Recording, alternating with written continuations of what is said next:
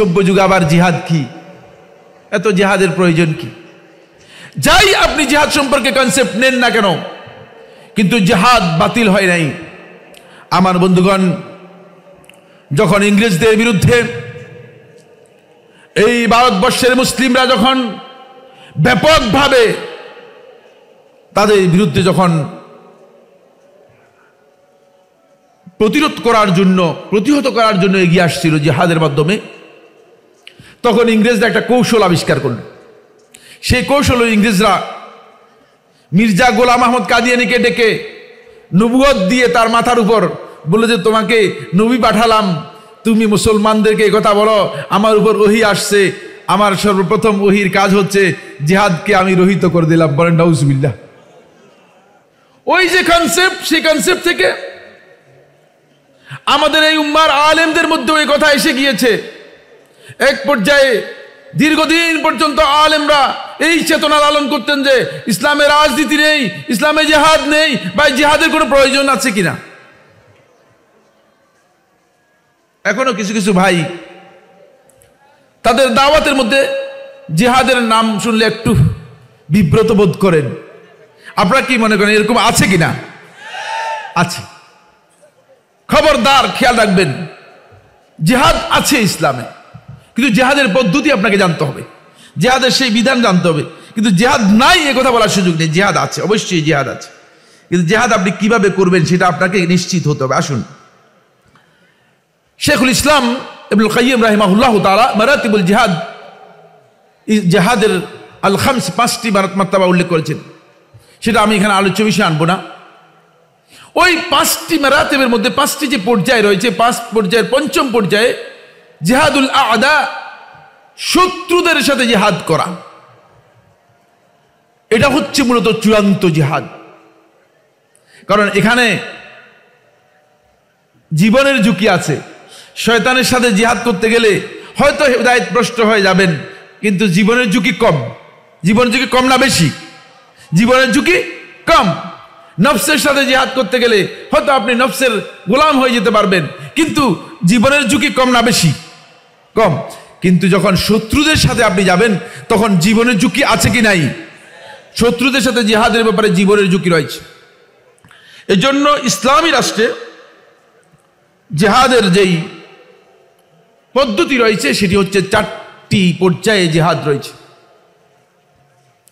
উলামায়ে কেরাম এই 4টি পর্যায়ের জিহাদকে ইসলামী রাষ্ট্রের মূল জিহাদ হিসেবে আখ্যায়িত করেছেন।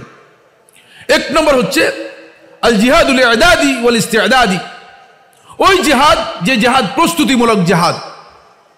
আমার বন্ধুগণ, যুদ্ধের যদি প্রস্তুতি আপনার না থাকে আপনি যুদ্ধ করতে পারবেন কিনা? আমার দিয়ে বন্দুক চালাতে পারবেন? আমি জীবনে কোনোদিন বন্দুক দেখিয়ে নেই, চালাবো কোত্থেকে? শেষ। আমি বন্দুক দেখিয়ে নেই, আমি বন্দুক চালাবো কোত্থেকে? ঠিক না?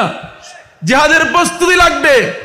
এজন্য আমার আল্লাহ সুবহানাহু ওয়া তাআলা কোরআনের মধ্যে নির্দেশ দিয়েছেন, ওয়াইদু লাহুম মাসতাতাতুম মিন কুওয়া মিন রিবাতিল খাইরি তুরহিবুনা বিহি আদুওয়াল্লাহি ওয়া আদুওয়াকুম। আল্লাহর দুশমন, ইসলামের দুশমন, মুসলমানদের দুশমনদেরকে ভয় দেখানোর জন্য তোমাদের অবশ্যই জিহাদের প্রস্তুতি থাকতে হবে। আজকে মুসলিমরা মূলত সেটাকে হারিয়ে ফেলেছে। যদি সত্যিকার মুসলমানদের মধ্যে জিহাদের এই প্রস্তুতি থাকতো, আমি আল্লাহর কসম করে বলছি, এই যে সকল বিশ্ব মোড়ল যারা আজকে বিশ্বকে বিভিন্নভাবে হুমকি ধুমকি দিচ্ছে, একজনও দাঁড়িয়ে কথা বলতে পারতো না, বসে কথা বলতে হতো। একটাই কারণ, সেটা হচ্ছে মুসলিমদের মধ্যে জিহাদের চেতনা হারিয়ে গিয়েছে। এই কথা অর্থহীন নয় যে আপনারা সবাই এখন আমার সাথে বেরিয়ে যান লাঠি সোটা নিয়ে, আমি এটা বুঝাচ্ছি না। কিন্তু অবশ্যই জিহাদের সেই চেতনা, ইসলাম যেই চেতনা দিয়েছে সেই চেতনা আমাদের মধ্যে থাকতে অবশ্যই হবে, অবশ্যই হবে। ইদাদ, প্রস্তুতি থাকতে হবে। রাসূলুল্লাহ সাল্লাল্লাহু আলাইহি ওয়াসাল্লাম জিহাদের প্রস্তুতি নেওয়ার জন্য সাহাবায়ে কেরামদেরকে আল্লাহ রাসূল সাল্লাল্লাহু আলাইহি ওয়াসাল্লাম নিজেও প্রশিক্ষণ দিতেন। নিজেও রাসূলুল্লাহ সাল্লাল্লাহু আলাইহি ওয়াসাল্লাম মসজিদের সামনে, আপনারা জানেন মসজিদুল ফাতহ যেখানে রয়েছে, যারা মদিনায় গিয়েছেন, এখানে সাহাবায়ে কেরামগণ জিহাদের জন্য প্রস্তুতি নিতেন। মসজিদের সামনের অংশে সাহাবায়ে কেরামগণ তীর কিভাবে মারতে হবে সেই প্রশিক্ষণ নিতেন। কই এখানে উপস্থিত যারা আছেন, আমার বক্তব্যে রাগ করবেন না, যদি একজন করে জিজ্ঞেস করি, একজন ওই কথা বলতে পারবেন না যে আমরা একবার তীর কিভাবে মারতে হয় সেটা শিকার জন্য চেষ্টা করেছি। আছেন কিনা কেউ? না, কোনো খবর নেই, বেখবর উম্মাহ, বেখবর।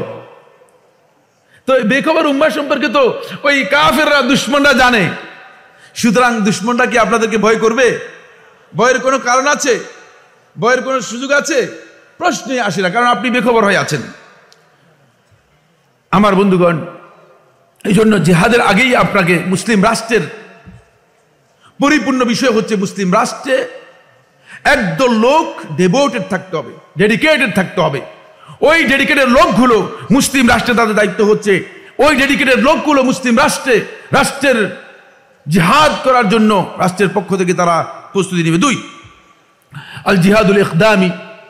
জিহাদুল ইকদামি হচ্ছে আক্রমণাত্মক জিহাদ, অফেন্সিভ জিহাদ। এটাও মুসলিম রাষ্ট্রের জিহাদের একটি পদ্ধতি।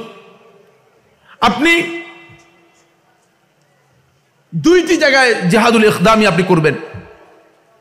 1 নম্বর হচ্ছে যদি কাফেরদেরকে তাওহীদের দাওয়াত দিয়ে থাকেন, আর এই তাওহীদের দাওয়াতের ব্যাপারে যদি তারা এটাকে গ্রহণ না করে আপনার সাথে তারা অন্য কোনো পন্থা অবলম্বন করার জন্য চেষ্টা করে, আপনি জিহাদ করবেন।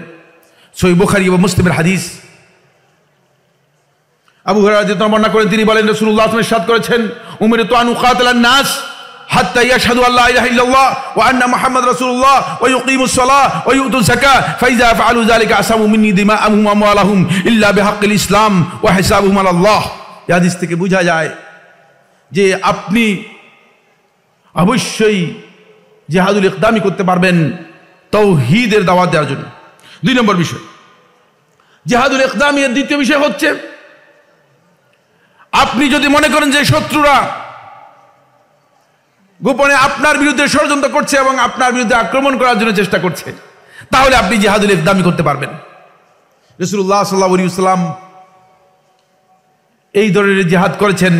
বনু কুরাইজার বিরুদ্ধে রাসূলুল্লাহ সাল্লাল্লাহু আলাইহি ওয়াসাল্লাম জিহাদ করেছেন, সহিহ riwayat দ্বারা সাব্যস্ত হয়েছে। জিহাদুদ দিফাঈ, প্রতিরক্ষামূলক জিহাদ 3য় প্রকার। জিহাদুদ দিফাঈ হচ্ছে মুসলিম রাষ্ট্র অথবা মুসলিমরা অথবা মুসলিমদের কোন একটা গোষ্ঠী যারা আক্রান্ত হয়ে গিয়েছে, তারা আল্লাহর দুশমন কাফেরদের সাথে যুদ্ধ করে টিকবে না, যুদ্ধ করে ক্ষমতা নেই, তাহলে তাদের সাথে প্রতিরক্ষামূলক জিহাদ করা, দিফাঈ জিহাদ করা ফরজে আইন হয়ে যাবে। এই অবস্থায় সমস্ত আহলে ইলম ঐকমত্যে ফিকহের মধ্যে কথা বলেছেন, ইয়াতাআয়্যানুল জিহাদু ফি হাযিহি সুওয়ার, এই সূরাতে জিহাদ ফরজ হয়ে যাবে এবং ফরজে আইন হয়ে যাবে। এখন মুসলমানদের বিরুদ্ধে, মুসলমানদের দেশের বিরুদ্ধে আপনি কাফেররা আক্রমণ করেছে, আপনি এখন হুজুরের কাছে ফতোয়া তালাশ করছেন, হুজুর আমরা জিহাদ করতে পারবো কিনা? তখন না, এই প্রশ্ন আসবে না। এরপরে আসেন, ইসলামী রাষ্ট্রে আরেক প্রকার জিহাদ আছে, আর জিহাদুত তাজিরি। জিহাদুত তাজিরি হচ্ছে ওই যুদ্ধ, যে যুদ্ধ শাস্তিমূলক ব্যবস্থা নেওয়া হয় তাকে। যদি মুসলিমদের মধ্যে কেউ ইসলামের মৌলিক বিধানকে অস্বীকার করে বসে, অথবা মুসলিমদের কেউ যদি ইসলামের মৌলিক কোনো দিনকে, মৌলিক কোনো হুকুমকে অস্বীকার করে মুরতাদ হয়ে যায়, তাদের বিরুদ্ধে জিহাদুত তাজিরি করার বিধান রয়েছে। মুসলিম রাষ্ট্রে প্রয়োজন রয়েছে। আপনারা জানেন আবু বকর রাদিয়াল্লাহু তাআলা যারা আবু বকর রাদিয়াল্লাহু তাআলার কাছে যাকাত দিতে অস্বীকার করেছিল, আবু বকর রাদিয়াল্লাহু তাআলা তাদের বিরুদ্ধে জিহাদ করেছেন। ওয়াল্লাহি লা উকাতিলান্নাহুম, আল্লাহর কসম করে বলছি আমি তাদের সাথে জিহাদ করব। লাউ মানাউনি আকালান আও আনাকান কানু ইয়াদুনাহা ইলা রাসূলিল্লাহি সাল্লাল্লাহু আলাইহি ওয়াসাল্লাম লাকাতালতুহুম আলা মানিহা, যদি তারা একটা ছাগলের রশি যেটা যাকাত হিসেবে আল্লাহ রাসূল সাল্লাল্লাহু আলাইহি ওয়াসাল্লামের কাছে দিত, যদি আমার কাছে দিতে অস্বীকার করে আমি তাদের বিরুদ্ধে জিহাদ করব, আবু বকর রাদিয়াল্লাহু তাআলা বলেছেন। সুতরাং এটা হচ্ছে মুসলিম রাষ্ট্রে জিহাদের পদ্ধতি। আসুন এরপর জিহাদের কয়েকটি মূলনীতি আমি আলোচনা করব। একেবারে শেষ কথা, আমার সময় শেষ হয়ে গিয়েছে। 1 নম্বর হচ্ছে, আমার বন্ধুগণ, জিহাদের জন্য একটা সুনির্দিষ্ট অভিষ্ট লক্ষ্য আছে। মানুষগুলো মেরে ফেলবেন, হত্যা করবেন, রক্ত প্রবাহিত করবেন, এই জন্য জিহাদ হবে না। জিহাদের অভিষ্ট লক্ষ্য হচ্ছে তিনটি। যে অভিষ্ট লক্ষ্যে আপনি জিহাদ করতে হবে, এক নম্বর হচ্ছে ইকামাতুত তাওহীদ, তাওহীদ কায়েম করার জন্য আপনি জিহাদ করবেন, তাওহীদের জন্য আপনাকে জিহাদ করতে পারবেন। আল্লাহ রাব্বুল আলামিন তাওহীদ কায়েম করার জন্য জিহাদ করতে অনুমোদন দিয়েছেন। দুই নম্বর হচ্ছে মুসলিমদের উপর যদি কোনো জুলম, মুসলিমদের উপর যদি কোনো আযাব অথবা শাস্তি কাফেরদের পক্ষ থেকে নেমে আসে, তাহলে এর জন্য, এটাকে উঠানোর জন্য, দূর করার জন্য আপনি জিহাদ করতে পারবেন। তিন নম্বর হচ্ছে মুসলিমদের দেশ রক্ষা করার জন্য আপনি জিহাদ করতে পারবেন। এরপরে আমার বন্ধুগণ, জিহাদের জন্য মুসলিম উম্মার মাসলাহাতকে অগ্রাধিকার দিতে হবে। ব্যক্তিগত মাসলাহাত অথবা মানুষ হত্যার মাসলাহাত, এটা জিহাদের উদ্দেশ্য নয়, এটা জিহাদের মূলনীতির পরিপন্থী। আমাদেরকে অগ্রাধিকার দিতে হবে জিহাদের ক্ষেত্রে, যে মুসলিম উম্মার মাসলাহাত আমরা ঠিক মতো এখানে আছে কিনা, এই ক্ষেত্রে আসলে আলেমদের প্রয়োজন। এই জন্যই আজকে জিহাদের বিষয়টি আলেমদের কাছে দ্বারস্থ হতে হবে। কারণ আলেমরা যারা মাসালে এবং মাফাসিদের জ্ঞান রাখেন, যারা কোনটার মধ্যে কল্যাণ আছে কোনটার মধ্যে কল্যাণ নেই, এই জ্ঞান যাদের নেই, তারা এই বিষয়টি ডিসাইড করতে পারবে না। এরপরে যে পয়েন্টটি, সেটা হলো এই, জিহাদের ক্ষেত্রে যত বেশি আপনি জীবন এবং সম্পদের ক্ষতি কম হয়, এই বিষয়টি আপনাকে লক্ষ্য রাখতে হবে, এটা মূলনীতি। আপনি জিহাদের ঘোষণা করে দিলেন, রেগে গিয়ে বললেন যে হ্যাঁ যুদ্ধ চালিয়ে দেন, কিন্তু দেখলেন যে জীবন বিপন্ন হচ্ছে প্রচুর, মানুষ মারা যাচ্ছে প্রচুর, তাহলে এটা মাসলাহাতের চেয়ে মাফসাদা বেশি হবে, ক্ষতি বেশি হবে। এই ক্ষেত্রে অবশ্যই এই বিষয় লক্ষ্য রাখতে হবে।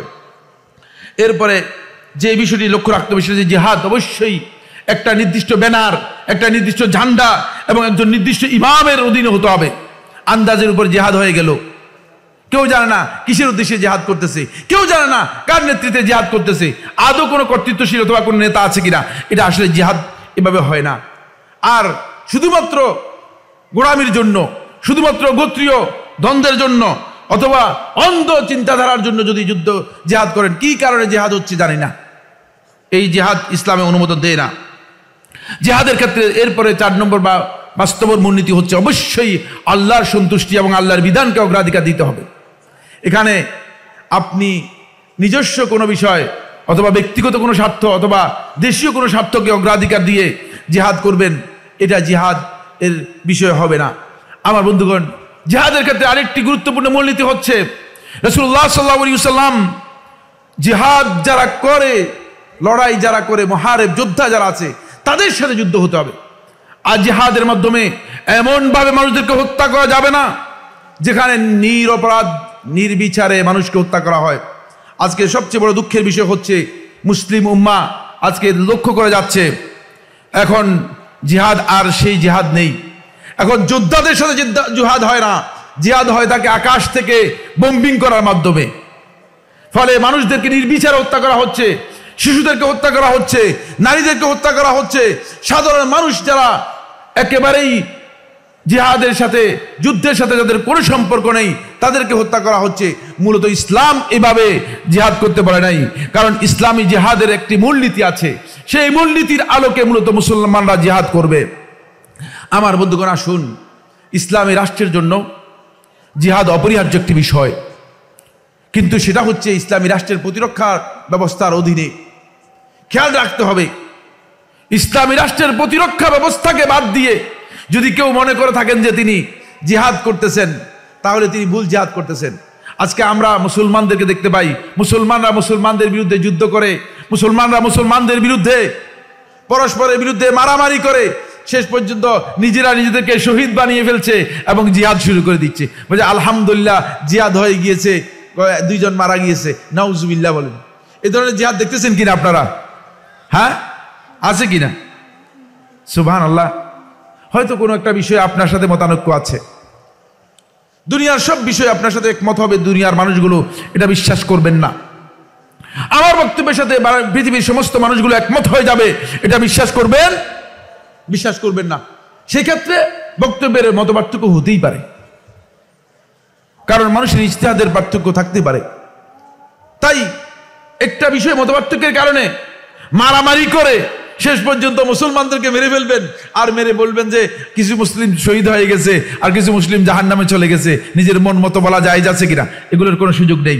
সুতরাং আসুন আমরা ইসলামী রাষ্ট্রকে যদি নিরাপদ করতে চাই এবং ইসলামী রাষ্ট্র নিরাপত্তা ব্যবস্থাকে নিশ্চিত করতে চাই, তাহলে এই ইসলামী রাষ্ট্রের জন্য জিহাদ কায়েম থাকতে হবে।